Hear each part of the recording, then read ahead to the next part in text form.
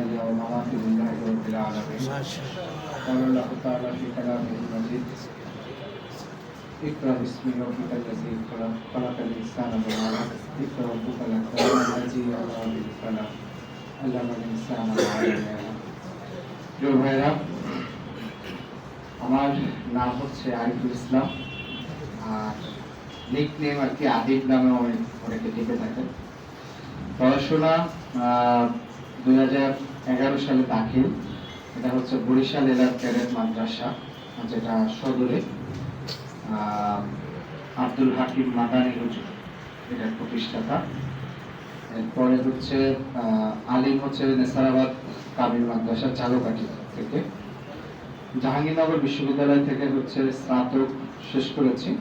স্নাতকোত্তরের viva মাস্টার্সের thesis দিতে পারিনি ছাত্রলীগের নির্যাতনের কারণে।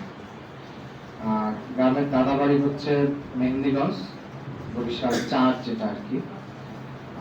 ভাই বোন আমি একা, আর বোন আছে ছোট বোন জগন্নাথ বিশ্ববিদ্যালয়ে পড়াশোনা করেন, তামিল মিল্লাত থেকে আলিম শেষ করেছে। আর হচ্ছেন বাবা হচ্ছেন ফাজিল মাদ্রাসার উপাধ্যক্ষ। আর সাংগঠনিকভাবে বোন উনিও তামিল মিল্লাতে একটা দায়িত্বে ছিলেন। আর জাহাঙ্গীরনগর বিশ্ববিদ্যালয়ে আমার কিছু দায়িত্ব পালন করা হয়েছিল। আমি 2014 সালে জাহাঙ্গীরনগর বিশ্ববিদ্যালয়ে পড়াশোনা শুরু করি। 18 সালে শেষ হয়। এরপরে কোটা সংস্কার আন্দোলন ধারাবাহিকভাবে কাজ করা হয়েছে। তো আজকে আমাদের এনসিপিতে আমার সাংগঠনিক দায়িত্ব হচ্ছে সিনিয়র যুগ্ম আহ্বায়ক, এবং আপনাদের যেভাবে হচ্ছে নির্বাহী পরিষদ যেটা আছে বাংলাদেশ জামাত ইসলামের, সেখানে সম্ভবত হচ্ছে 19 সদস্য টোটাল। আর আমাদের এই সর্বোচ্চ ফোরাম হচ্ছে আমাদের রাজনৈতিক পরিষদ, আমরা বলি এনসিপির, ওইটার আমি হচ্ছে সদস্য। সাংগঠনিকভাবে প্রোটোকল হচ্ছে আমার 7ম পুরো দলের। এর পাশাপাশি ঢাকা মহানগর উত্তরে আহ্বায়কের দায়িত্ব পালন করছি, এবং হচ্ছে আপনার রাজনৈতিক যে লিয়াজো প্রধান হিসাবে দায়িত্ব ছিল। অর্থাৎ আজকের যে 10 দলীয় যে ঐক্যবদ্ধ বাংলাদেশের যে প্ল্যাটফর্ম, এই প্ল্যাটফর্মটা একেবারে ইনিশিয়ালি শুরু হয়েছিল আমাদের একটা মিটিং করি। জামাত ইসলাম থেকে তাহের ভাই, আমি, তারপরে হচ্ছে মামুনুল হক সহ আমরা প্রথমে আর কি ধারাবাহিকভাবে শুরু হয়েছিল। পরবর্তীতে রাজনৈতিক একটু প্রেক্ষাপটে কিছুটা আমাদের সরে আসতে হয়েছিল, আবার সেটা এগিয়ে আসছে। যাই হোক, অথবা আরো সময় নিয়ে লড়াই করা।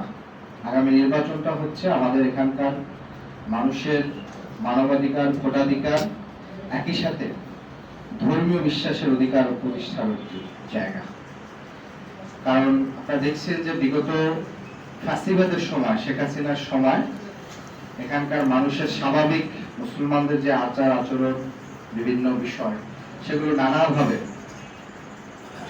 সামাজিক যে মানে অপরাধ হিসাবে স্টাবলিশ করছে। এখানকার মিডিয়া বলেন, এখানকার বুদ্ধিজীবী বলেন, এখানকার বিশ্ববিদ্যালয়গুলো থেকে বলেন। আলহামদুলিল্লাহ আমরা যেটা দেখলাম যে গত 5টা বিশ্ববিদ্যালয়ে কিন্তু বিশ্ববিদ্যালয়ের শিক্ষার্থীরা তাদের এক ধরনের রায় কিন্তু দিয়েছে। এখন জনগণের রায় দেওয়ার পালা, এবং সেটা বিজয়ে রূপান্তর করাই হচ্ছে আমাদের আগামী 25 দিনের এই ময়দানে আমাদেরকে লড়াই করে সেটা নিয়ে আসতে হবে। আমাদের এখানে জোটের অন্যতম একটি হচ্ছে যতগুলো গণহত্যা হয়েছে শুধুমাত্র এই জুলাই আগস্টে নয়।